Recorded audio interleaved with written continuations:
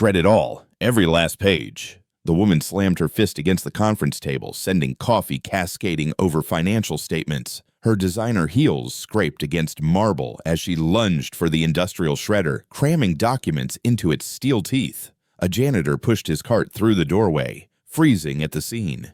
"Get out!" She didn't look up, feeding another contract to the blades.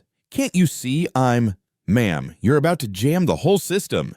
His voice was steady, uninflected. "Cross-cut shredders can't handle staples." She spun, mascara streaking her cheeks. "I don't need maintenance tips from—" The machine shrieked, grinding to a halt. Metal on metal. He moved forward without permission, hitting the emergency stop. Papers stuck halfway. Visible text reading, "Frankfurt Derivative Transfer." "You're feeding it sideways." He examined the jam. Also, shredding evidence of international securities fraud is still obstruction of justice. Her hand went to her throat. "How did you?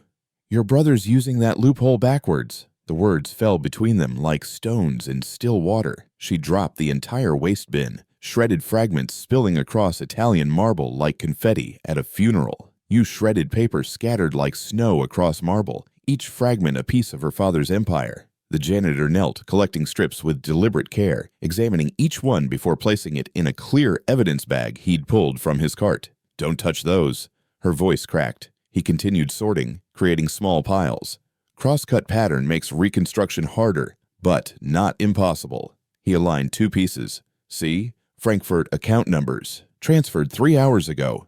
She watched his hands move, too precise for someone who pushed mops. The fluorescent lights caught a pharmacy bag protruding from his chest pocket. Pediatric oncology. A child's name visible. Sophia H.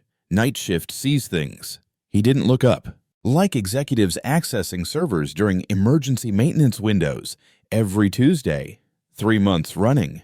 3 months since her father's funeral. Her phone lit up. Landon's text, "Special board meeting tomorrow, 8 a.m. Explain the missing funds or step down."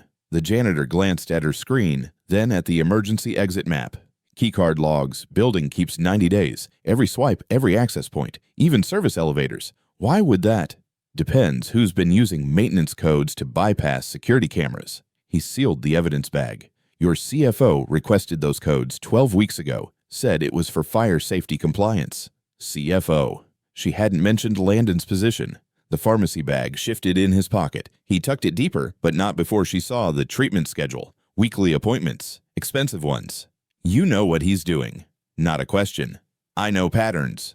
He stood, cart positioned between them like a shield. HVAC maintenance logs matching overnight transfers, service corridor access during trading blackouts, classic wash structure but inverted. Her knees weakened. If you've seen this, why haven't you reported it? His laugh was hollow. Last janitor who noticed irregularities got fired for poor performance. His daughter needed surgery too. 2. The word hung like a confession. 10 hours until the vote. She gripped the table edge. That's all I have. Physical documents exist. Basement vault, climate-controlled, original Zurich Incorporation papers would show the real authorization chains. Those need dual access. Loading dock. Midnight. He pushed toward the service elevator. Bring whatever you can find. And Miss Sterling? She waited, hope and desperation warring in her chest. Your brother already knows you're here. The service elevator arrived with a soft chime. He maneuvered his cart inside, evidence bag disappearing into its depths. One more thing. That security guard who just walked past? He's been circling this floor for 20 minutes.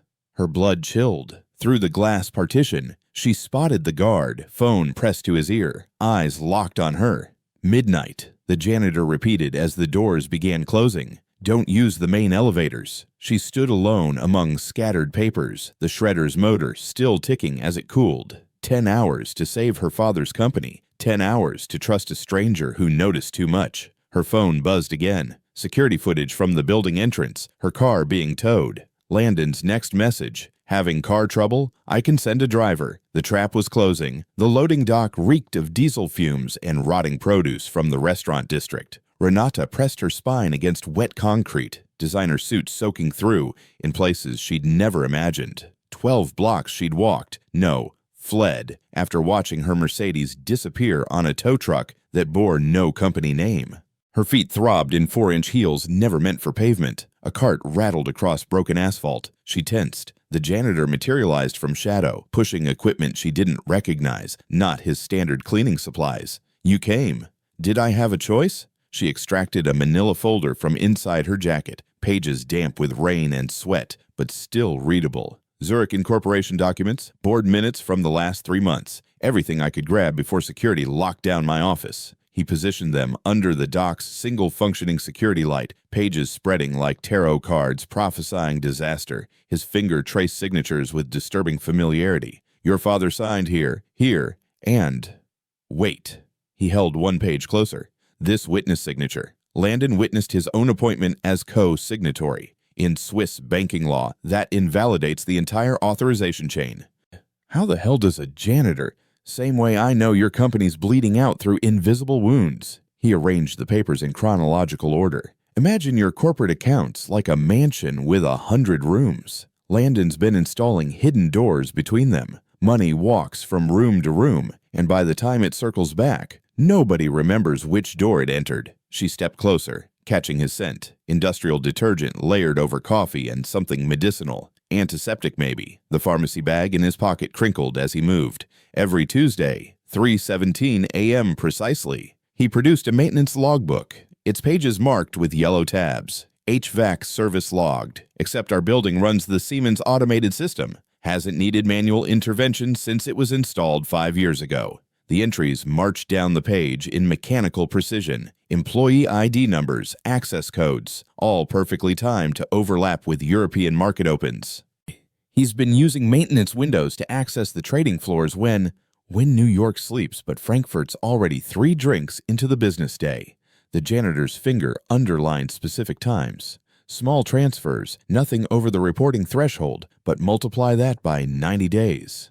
Millions. The word tasted like ash in her mouth. Enough to buy the board votes he needs. Enough to bury you tomorrow morning. He closed the logbook. "Unless we recover the original server access records, they're stored on the old system. Still tape-based, still analog, still legally admissible because they can't be remotely altered." A metal door slammed somewhere in the loading bay's upper level. Their bodies froze in shared instinct. Even the rain seemed to pause. "I need to understand something." She kept her voice low, studying his face in the stuttering security light. "Why would you risk everything for a stranger? What's your angle here?" His hand drifted to the pharmacy bag, protective and unconscious. "Because men like your brother don't just destroy companies. They destroy the people who clean their offices, who fix their computers, who trust their paychecks will clear so their daughters can keep breathing." Halogen beams swept the alley like searchlights seeking prisoners. He pulled her behind a dumpster that reeked of spoiled seafood. "Your brother's not stupid. He hired Blackwater veterans, private military contractors who've been tracking your phone since you left the building." Her hand flew to her jacket pocket. "I'll turn it off. GPS pings for the last hour already uploaded." He pointed to a black van easing down the alley, its headlights dark. "But they don't know about the building's skeleton, the old systems nobody bothered to remove. Pneumatic tubes from when this was First National Bank. They run between floors like blood vessels. You're seriously suggesting I crawl through? I'm suggesting you vanish before they vanish you." The van stopped 20 feet away. Engine dying. Doors opening with practiced silence. 4th floor, archive room. Northeast corner behind the 1987 tax returns. Tube access panel hasn't been opened since Reagan was president. 2 men emerged from the van like shadows gaining mass, broad shoulders encased in tactical gear, earpieces glowing blue, movements synchronized from countless exercises in places with names redacted from maps. "Move, now!" He pushed his cart toward them with the bored shuffle of a man who'd cleaned these alleys for decades. His whistling was deliberately off-key, irritating. "Evening, gentlemen. Bit late for deliveries, isn't it?" Renata slipped through the dock's employee entrance as the janitor's voice drifted back. "You fellows lost? This here's a restricted area. Union rules and all that." She found the service stairs, her Louboutins echoing like gunshots until she stopped, yanked them off, and ran barefoot through Titan Capital's underground arteries. The concrete was ice against her feet. Behind her, a tremendous crash, metal meeting metal, the cart overturning. Then footsteps, multiple sets. Hunting.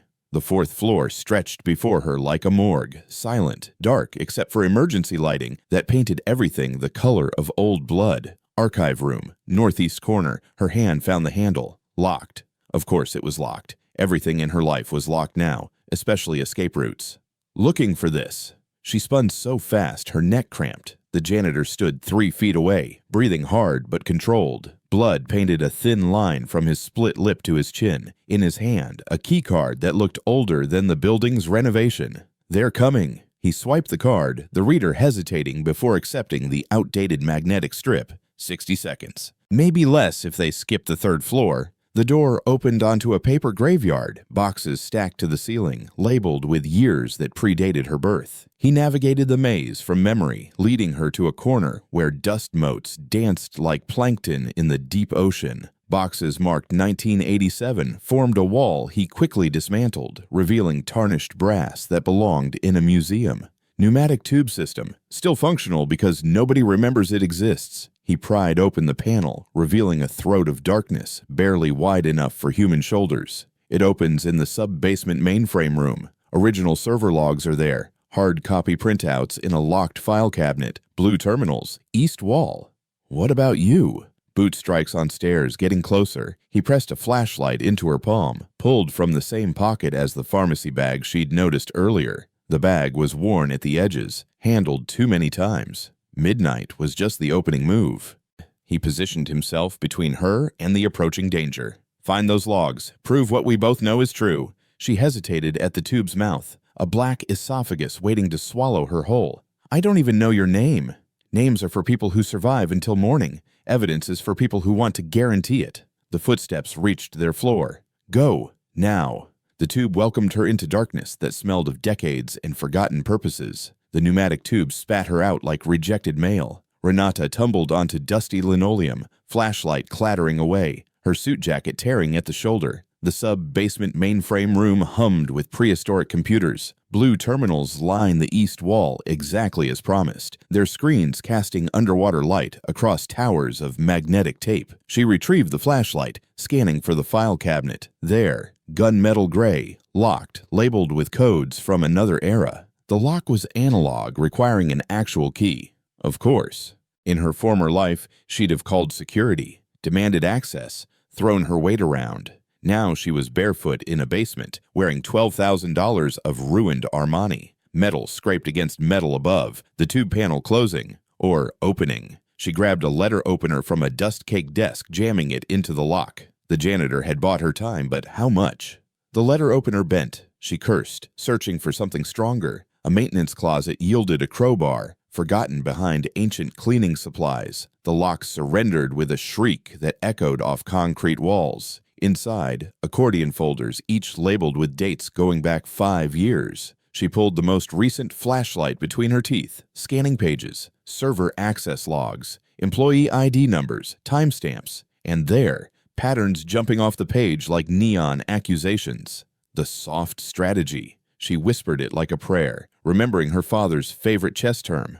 Don't attack the king directly. Undermine the pawns first. The logs showed everything. Landon's ID accessing trading terminals during maintenance windows. But more damning, he'd created ghost accounts, temporary users that existed for single transactions, then vanished. Each ghost moved small amounts, below regulatory thresholds, but traced together. Footsteps overhead. Security had found the 4th floor archives. She photographed pages with her phone, praying the battery would last. Then she saw it, a single entry from 3 months ago, the night her father died. Landon had accessed the system at 2:47 a.m., while paramedics were still working on David Sterling's heart. He'd transferred signing authority to himself before the body was cold. Her phone buzzed. Unknown number. She almost ignored it, then recognized the pattern. The janitor had called from this extension before. Sub-basements compromised. His voice was steady despite whatever had happened upstairs.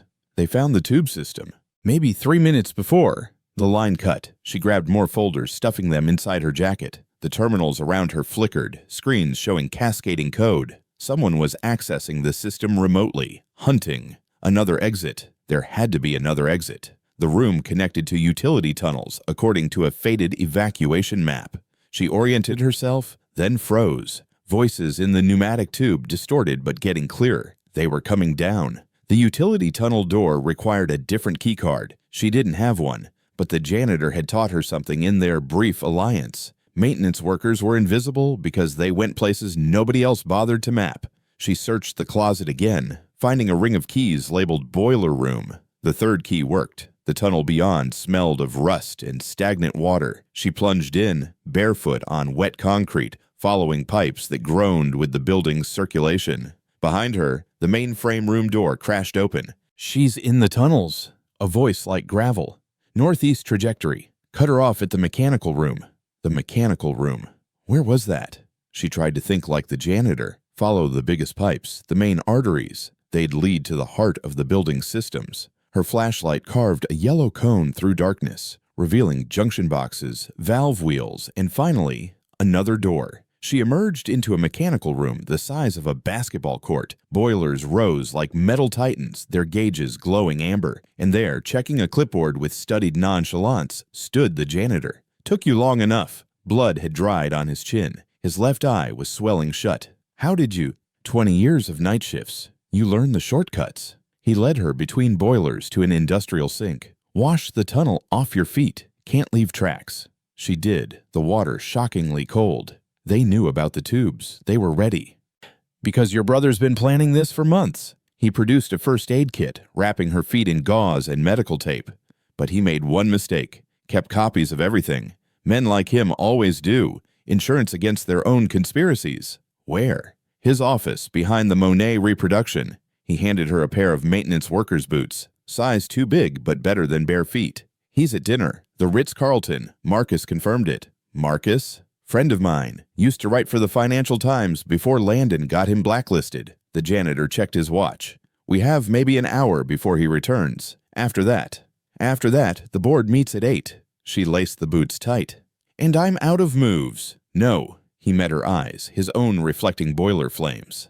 "After that, we play the hard strategy. But first, we need those files. And Miss Sterling, this time, we go together." She nodded, trust crystallizing despite logic. Somewhere above them, security guards searched empty tunnels. Tomorrow's board meeting loomed like a guillotine. But right now, in this mechanical room that pumped life through Titan Capital's veins, she wasn't alone. The janitor handed her a maintenance uniform. "Welcome to the night shift." The maintenance uniform transformed her invisibility into armor. Renata followed the janitor through service corridors, their footsteps synchronized, her body learning his rhythm. Pause at corners, listen for electronics humming wrong, move during the AC system's loud cycles. They emerged on the executive floor through a door she'd passed 1,000 times without seeing. Landon's office sprawled before them, twice the size of hers, walls adorned with trophies of conquest. The Monet reproduction hung opposite his desk, water lilies bleeding color in the security lighting. Two-way glass. The janitor pointed to the windows. He can watch the trading floor without being seen. Classic Predator architecture. She approached the painting while he disabled the door's autolock. Behind the Monet, a wall safe. Of course. Men like Landon always thought they were clever with their cliches. "I don't know the combination." "You do." He joined her, studying the lock.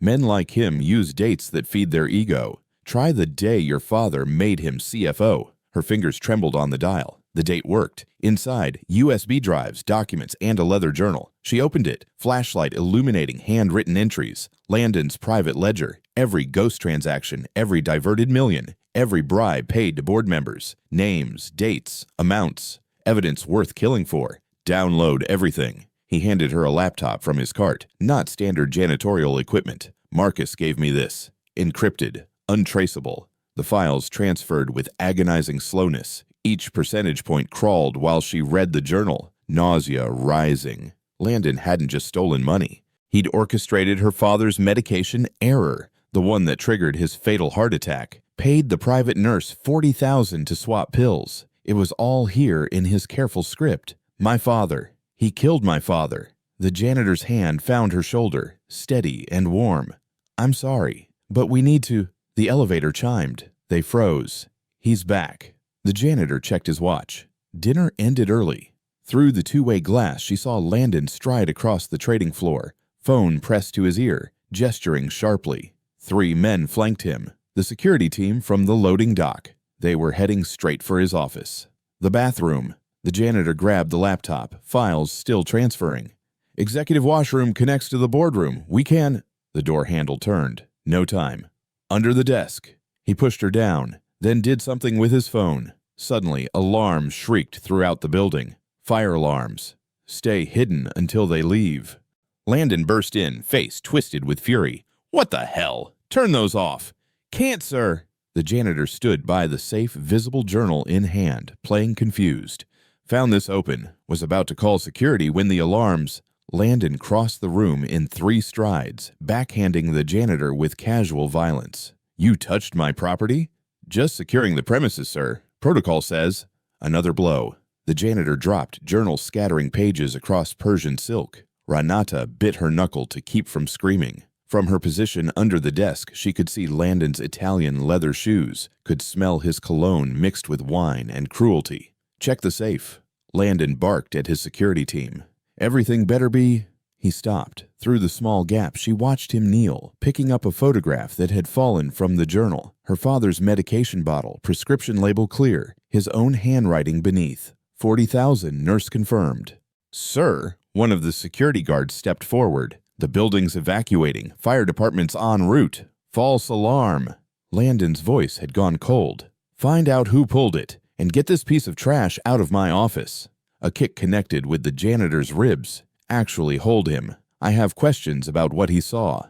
They dragged the janitor upright, blood now flowing freely from his nose. Renata's hand found the laptop, download complete, but she was trapped, Landon standing between her and any exit. You know what I hate about night workers? Landon straightened his tie. They see too much. Notice patterns. Like that janitor 3 months ago. What was his name? Martinez?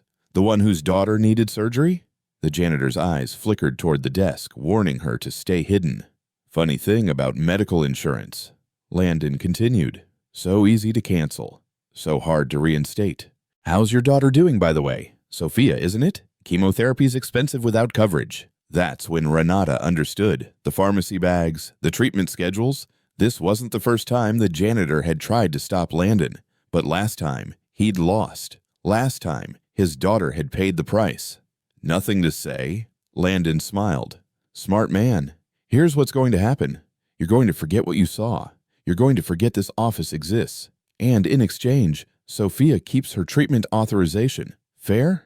The fire alarm cut off abruptly. In the sudden silence, she heard the janitor's labored breathing, saw his blood drip onto carpet worth more than most annual salaries. I said, is that fair? Yes, sir. The words came out thick, defeated. Good. Get him out of here. And call maintenance. Real maintenance. This carpet's ruined. They hauled the janitor toward the door.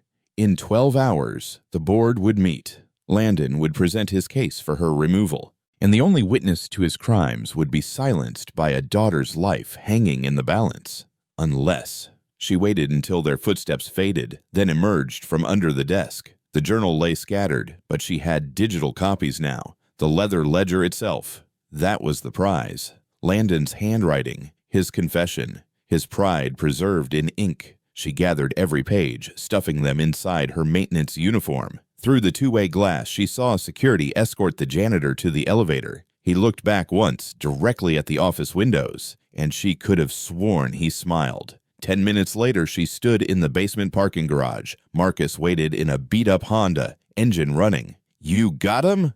The journalist's eyes were hungry. She handed him the journal, the USB drives, everything. Can you verify it all before morning? I'll have 3 sources confirmed by dawn. He studied her face. You know there's no going back after this. I know. She thought of the janitor's blood on Landon's carpet, of her father's last breath, of Sophia needing treatment. Sometimes the hard strategy is the only strategy left.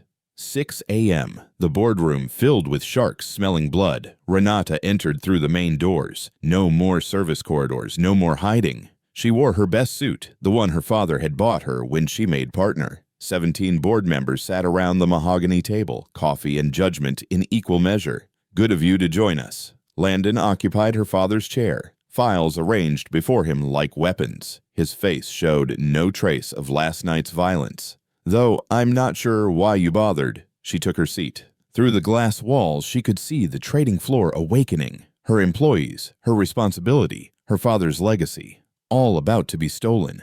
Before we begin, the general counsel stood, adjusting his glasses. I need to read something into the record. Security reported an incident last night. A maintenance worker was found accessing executive files without authorization. Her blood chilled. They were establishing grounds to discredit any evidence. The employee, the general counsel continued, one Nathan Hale, was terminated effective immediately. According to personnel records, timestamp shows 0347 hours. Mr. Hale was previously employed as chief technical architect at Goldman Sachs, left under controversial circumstances, whistleblowing incident that resulted in SEC investigations. Nathan Hale. The janitor had a name, had a history, had been somebody before Landon destroyed him the first time. Furthermore, the general counsel's voice droned on. Building security confirms Mr. Hale accessed multiple restricted areas between midnight and 4 a.m. His keycard, designation J117, was used at entry points throughout the executive floors. Any materials he might have obtained would be fruit of criminal trespass. Thank you, counselor. Landon smiled like a snake digesting a mouse. Now, to the matter at hand. Renata's mismanagement has cost this company millions. The forensic audit clearly shows. I'd like to present evidence. She stood, voice steady despite her racing heart. Evidence obtained through corporate espionage? Landon's laugh was practiced. Please, we're not entertaining the fantasies of a disgraced janitor and a desperate woman. No. She pulled out her laptop. Evidence obtained through legal discovery. You see, when Father made me co-executor, he also gave me something else. Authentication codes for the backup servers, the ones you didn't know existed. The room shifted. Board members straightened. Landon's smile faltered for a microsecond. Those servers recorded every transaction, every ghost account, every diverted dollar. She connected the laptop to the presentation system. But more importantly, they recorded who created the authorization codes. Would you like to see the logs, Landon? This is ridiculous. Timestamp January 15th, 2:47 a.m. She read from the screen now filling the boardroom wall. CFO Landon Sterling, Idaho, Executive 001, creates temporary user designation. January 15th, 3:19 a.m. Temporary user transfers $900,000 from pension fund to Frankfurt subsidiary. January 15th, 3:21 a.m. Temporary user deleted. The general counsel leaned forward. These timestamps, they're from the night David Sterling died. Exactly 43 minutes after the paramedics pronounced him dead. Her voice could have frozen mercury. While his body was still warm, his son was already stealing from his company. Those logs could be fabricated. By a janitor, she let the absurdity hang.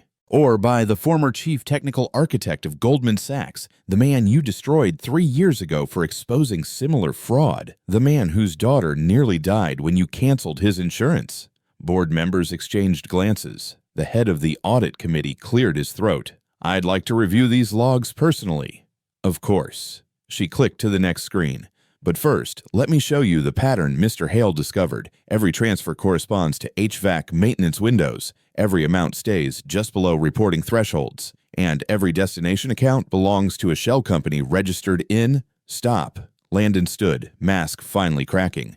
This is harassment, slander. I'll sue... With what money? She clicked again. The screen showed account balances. The accounts you were using? They were frozen at 5:59 this morning. SEC emergency injunction. Seems they received some interesting documents from a Financial Times journalist around 4 a.m. The boardroom erupted. Members demanded explanations. Lawyers reached for phones. Landon's carefully constructed world collapsed in real time. But Renata watched only one thing. The door to the service entrance, where a familiar figure in a gray uniform entered, pushing a cart. You can't be here. Security moved to intercept him. You were terminated. Actually, the general counsel interjected, reading his phone. According to this emergency filing, Mr. Hale has been reinstated by order of the SEC as a protected whistleblower. Nathan, she could think of him as Nathan now, produced a single folder from his cart. Board might want to see this. Landon Sterling's personal journal, retrieved from his office safe during a legal security sweep, properly witnessed and documented. He handed it to the general counsel, who opened it to a marked page. The lawyer's face went white. This details. He couldn't finish. The murder of David Sterling. Nathan's voice filled the room. Medication tampering, $40,000 bribe to a private nurse, all in Mr. Sterling's own handwriting. The silence that followed could have suffocated Diamonds. Then movement, security guards stepping not toward Nathan, but toward Landon. You were nothing. Landon's composure shattered completely. A nobody, a janitor. How dare you? I was somebody. Nathan stood straighter, bruises visible but irrelevant now. Until you destroyed my life for telling the truth. But you made one mistake. You left me alive, left me here, in your building, cleaning up your messes, learning your patterns. The anti-gravity code. Renata understood suddenly. You built it 3 years ago, before they fired you. Nathan smiled, the first real smile she'd seen from him. Every system has vulnerabilities. I just needed the right access point, the right partner, the right moment. He turned to the board. Check your screens. Across the trading floor, monitors flickered to life. Not with market data, but with transaction histories. Every stolen dollar flowing backward, returning to its source. Gravity reversed in the digital world. Landon's theft unwinding in real time for all to witness. The moment you used my code to access those accounts, Nathan explained, you triggered a dead man's switch. Everything you stole, every transaction you made, reversed. With interest. Landon lunged across the table, animal rage replacing calculation. Security caught him before he reached Nathan, who stepped aside with janitorial efficiency. Motion to remove Landon Sterling as CFO. The audit committee head's voice cut through chaos. All in favor, every hand raised, even those Landon had bought. Their bribes were worthless now, evidence of their corruption preserved in digital amber. Motion to appoint Renata Sterling as interim CEO. Full authority to reform corporate governance. Again, unanimous. What choice did they have? The SEC was watching. The journalist had everything. The ghost transactions were public now. As security led Landon away, he turned back one last time. You think you've won? You have no idea what I... Timestamp, 8:27 a.m. Nathan read from his phone. Federal marshals entering Titan Capitol lobby. Warrants for arrest on charges of murder, corporate fraud, and racketeering. Your wife's already in custody, by the way. She was very cooperative once she learned about the nurse you hired. The fight drained from Landon like air from a punctured tire. They led him out in silence, past the employees gathering to watch their CFO's perp walk. Nathan set down his folder, preparing to leave. The rest is up to you, Miss Sterling. Your father would be proud. Wait, she caught his arm. We need a new CTO, someone who understands our systems, someone I can trust. He looked at her hand on his sleeve, CEO touching janitor, barriers dissolving. My daughter has treatment in an hour. We have excellent medical benefits. She managed to smile despite everything. For senior executives, the board stirred, but she silenced them with a look. This was her company now, her rules, her redemption. Partners? She extended her hand properly this time. Nathan Hale, former janitor, future CTO, shook it firmly. Partners. Through the boardroom glass, dawn broke over the city, painting the trading floor gold. A new day for Titan Capital, a new chance for justice. And somewhere in the mechanical rooms below, a mop bucket sat abandoned, its work finally done. The boardroom emptied like a punctured lung. SEC investigators swarmed the trading floor below, boxing up evidence, interviewing staff who'd arrived expecting a normal Tuesday. Renata stood at the window, watching her empire transform into a crime scene. They'll freeze everything. Nathan's reflection appeared beside hers in the glass. Standard protocol. Every account, every trade, every penny under review. Including payroll. The weight of it crushed her chest. 800 employees who won't get paid Friday, unless the new CEO implements emergency measures. He checked his watch. You have about 30 minutes before the SEC locks down administrative functions. She turned. His face had swollen purple where Landon had struck him, but his eyes remained clear. Your daughter's treatment. If payroll freezes, Sophie's appointment is in 40 minutes. He said it simply, like weather. Johns Hopkins Pediatric Oncology. Can't miss it. Can't reschedule. The window for her procedure closes next week. The cost hung between them. Save the company or save his daughter. No middle ground. No convenient solutions. Her phone buzzed. Marcus. 3 more newspapers picked up the story. Wall Street Journal wants a statement. Forbes is running a special edition. You're about to be famous for all the wrong reasons. I need to go. Nathan moved toward the door, then stopped.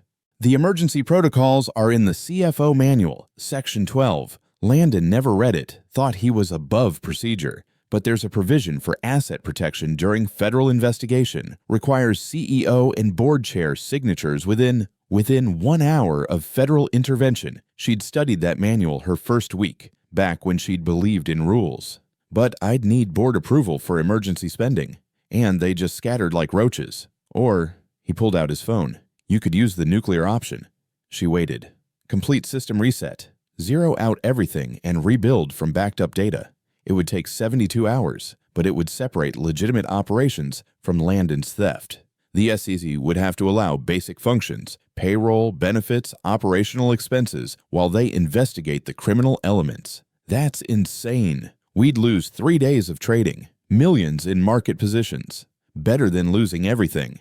He showed her the screen, Sophie's treatment schedule, daily radiation, weekly chemo, medications that cost more than cars. Sometimes you have to burn the house to save the foundation. Clock reminder, 25 minutes until SEC lockdown, 20 minutes until he had to leave for the hospital. No time for elegant solutions. Do it. The words escaped before she could reconsider. Show me how. They worked side by side at the terminal, CEO and janitor turned CTO, entering codes that would voluntarily destroy 3 days of financial activity. Her fingers trembled on keys worth billions. His remained steady. He'd lost everything before, survived it, found clarity in the wreckage. You understand what this means? He paused before the final authorization. Every trader will scream. The market will punish you. Share price will crater. My father built this company on trust. She entered her authorization code. Not algorithms, not theft. Trust. If we have to go back to zero to find that again? Alarms shrieked. Different from the fire alarm, these were system warnings, digital death throes. Across the trading floor, screens went dark one by one, like dominoes falling backward through time. Miss Sterling, the head of trading burst in. What have you done? What needed doing? She watched the city through the window, imagining all those pension funds, all those retirements, all those futures that Landon had tried to steal. Send everyone home. Full pay for the reset period. We'll restart clean on Friday. The market will crucify us. Then we'll resurrect. She turned to Nathan. Go. Sophie needs you. He hesitated at the door. What about you? Through the glass, she could see reporters gathering in the lobby, cameras, microphones, questions she couldn't answer yet. I'll handle them. It's what CEOs do. Renata. First time he'd used her given name. What we did today, they'll come for you. Not just the market. Landon had friends. Powerful ones. I know. She straightened her suit, her father's gift, now armor for a different battle. But he didn't have partners. That makes all the difference. Nathan left through the service elevator, old habits dying hard. She watched from the window as he emerged in the parking garage, climbing into a Honda held together by rust and hope. Sophie would make her appointment. One victory in a day of destruction. Her phone rang. Board member after board member, voices ranging from panic to rage. She let them go to voicemail. The SEC team leader knocked, entering with papers that would define the next year of her life. Miss Sterling, we'll need your full cooperation. You'll have it. She signed where indicated. Each signature a year of legal battles. All records, all access, all truth. You realize this investigation will be thorough. Your personal accounts, your communications, everything. I've got nothing to hide. Not anymore. The secrets had died with her father, been exposed with Landon, been cleaned away by a janitor who'd seen too much. The team leader studied her. The system reset. Whose idea? Mine. True enough. She'd said the words, given the order. Check the logs, my authorization code. And your new CTO? Mr. Hale? He just happened to know about that obscure protocol. He's thorough. She smiled, remembering papers sorted with midnight precision. It's what makes him valuable. Marcus appeared in the doorway, press badge like a shield. They're waiting downstairs. What do you want me to tell them? She looked around the boardroom. Her father's legacy, Landon's betrayal, Nathan's sacrifice, Sophie's future. All of it crystallizing into a moment that would define whether Titan Capital survived or joined the graveyard of financial scandals. Tell them the truth. She moved toward the elevator, toward the cameras, toward whatever came next. Tell them David Sterling's daughter is cleaning house. The elevator descended toward judgment. In 48 minutes, Sophie would receive treatment that might save her life. In 72 hours, Titan Capital would rise from its digital ashes. In between, Renata Sterling would discover whether partnership meant more than paper, whether trust could outlive betrayal, whether a janitor's courage could inspire an empire's redemption. The doors opened on chaos. She stepped forward, ready to burn. Friday morning, the trading floor powered up like a resurrection. 3 days of darkness had ended, and Renata stood at the center of the chaos, watching systems come online, accounts reconcile, truth replace theft in real time. "Ma'am, you need to see this." The head of IT pointed to the main display. Numbers cascaded, not trades, but reversals. Every ghost transaction Landon had created over 3 years was unwinding, the anti-gravity code working exactly as Nathan had designed. The boardroom filled again, but this time she'd chosen the attendees. The corrupt had been arrested, the complicit had resigned. What remained were the builders, the ones who'd survived Landon's reign by keeping their heads down and their ethics intact. "Ladies and gentlemen," she began, "in the next 10 minutes you'll witness something unprecedented. 3 years of theft, reversed, not by court order, not by negotiation, by code." Nathan entered through the main doors. No more service entrances. He wore a simple suit, off the rack but clean. Sophie's latest test results were good. She'd seen the relief in his shoulders when he'd arrived. "Mr. Hale, would you explain?" He connected his laptop to the system. 3 years ago, when I discovered executive fraud at Goldman, I learned something. Criminals in suits are still criminals. They just hide better. So I created a failsafe, code that would activate if specific fraudulent patterns emerged. The main screen bloomed with transaction trees, money flowing like water finding its level, Swiss accounts draining, Cayman shells collapsing, each dollar returning to its rightful place with mathematical precision.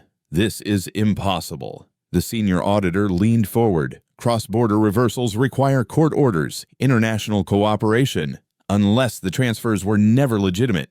Nathan highlighted specific pathways. "Landon built his theft on our own systems. He thought he was clever, using maintenance windows, creating ghosts, but every transaction left DNA. The code just needed the right trigger, which was his attempt to access the emergency accounts during the reset." Nathan pulled up logs. Greed made him predictable. When he tried to drain the reserves Tuesday night, he activated every trap I'd laid. Board members watched their screens, mesmerized. Pension funds refilling. Client accounts made whole. Years of skimming reversed in minutes. But Renata watched the corner display, Landon's personal holdings evaporating like morning mist. "Is this legal?" The general counsel seemed torn between admiration and alarm.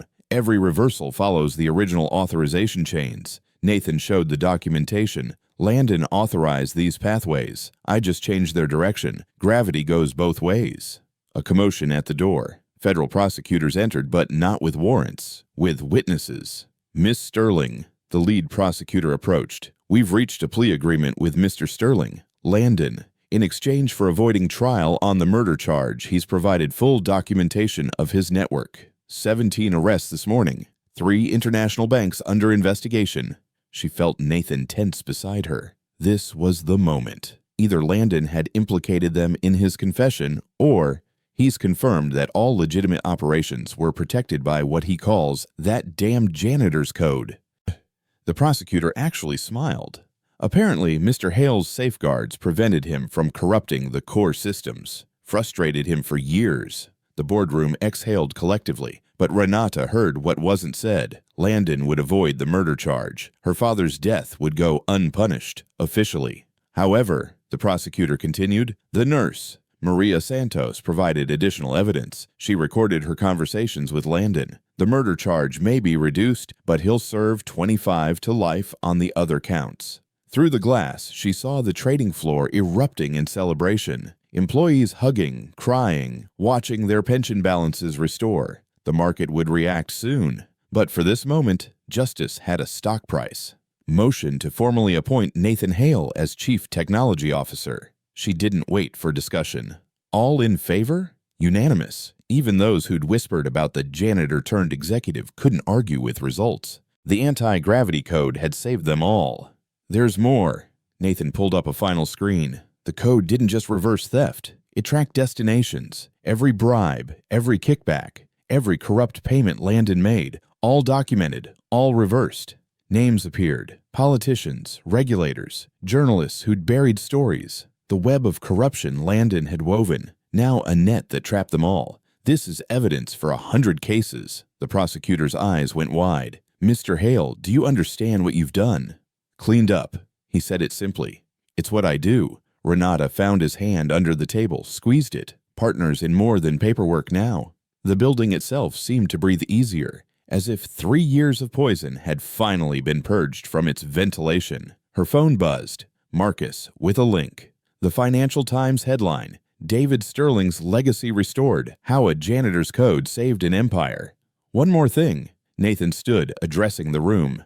The code has a sunset clause. In 6 months, it deletes itself. No backdoors, no temptation for future abuse. We rebuild clean, or not at all. The meeting concluded with something rare in corporate America. Applause. Not the obligatory golf clap of politics, but genuine appreciation from people who'd watched their life savings vanish and return in the space of a week. As the boardroom emptied, Renata and Nathan stood at the window, watching the city pulse with commerce. Somewhere out there, Landon sat in federal custody, fortune gone, future destroyed. Somewhere else, Sophie was responding to treatment, her father's insurance restored and enhanced. You planned all of this. Not an accusation. Wonder.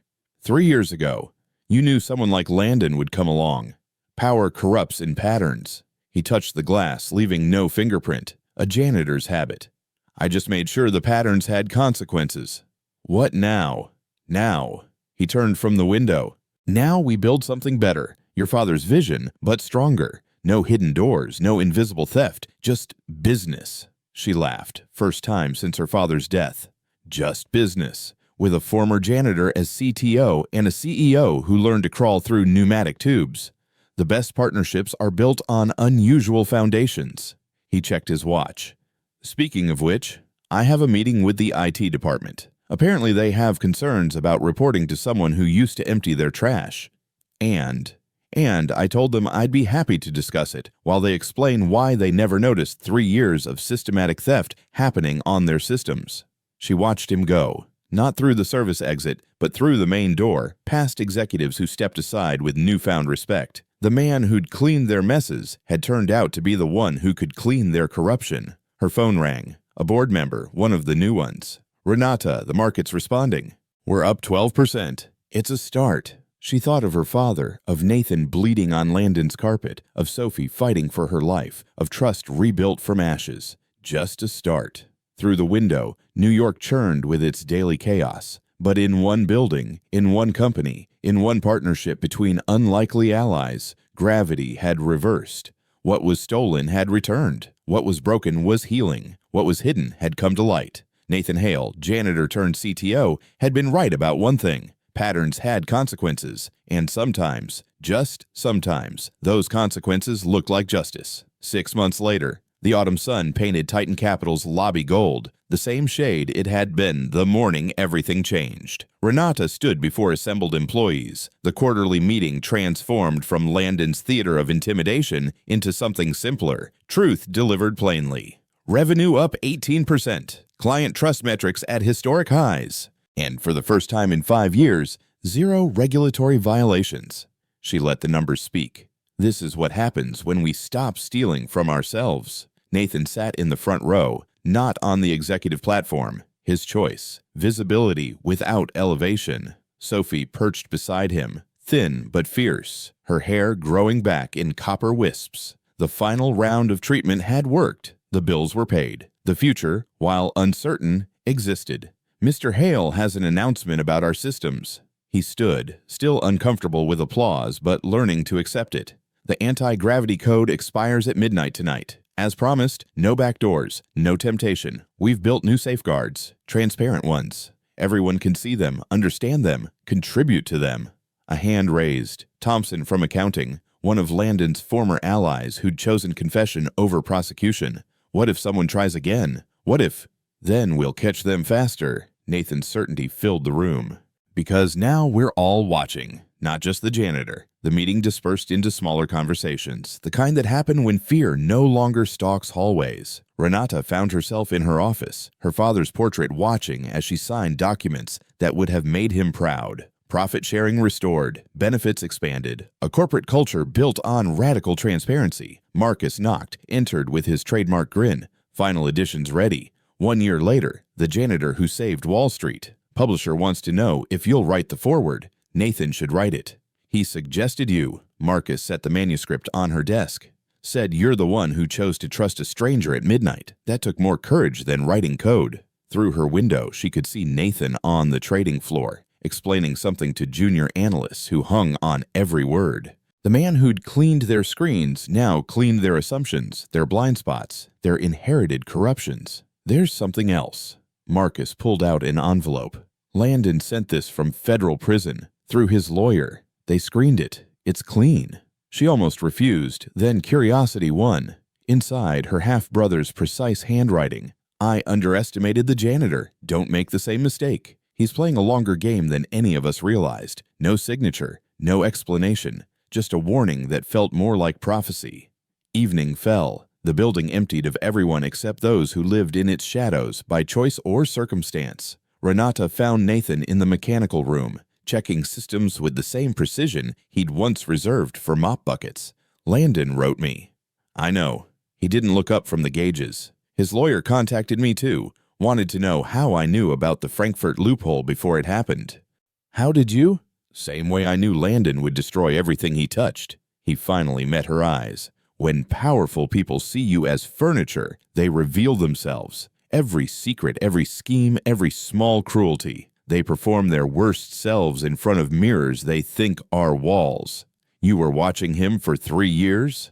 I was watching everyone, learning which ones would hurt people like Sophie for quarterly gains, making lists, writing code. He touched a valve, adjusting something invisible to her CEO eyes. Your father was on the other list, the protectors. That's why I stayed close when Landon started circling. The implications settled like sediment. Every late night, every cleaned office, every overheard conversation, data points in an algorithm of justice. What happens when the code expires? Really? Then we find out if we've actually changed or just been held in check. He closed the maintenance panel.